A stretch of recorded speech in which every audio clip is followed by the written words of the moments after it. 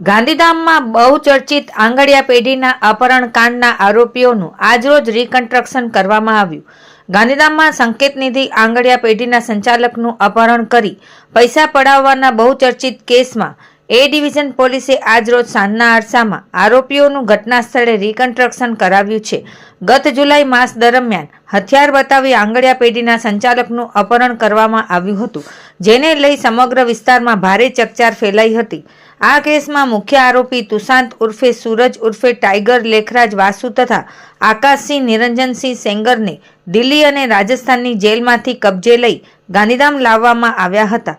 Court દ્વારા તારીખ 30 December સુધીના રિમાન્ડ મંજૂર કરતા એ ડિવિઝન પોલીસ દ્વારા બંને આરોપીઓને ઘટના સ્થળે લઈ જઈ સમગ્ર ઘટનાનું રિકન્સ્ટ્રક્શન કરાવવામાં આવ્યું હતું.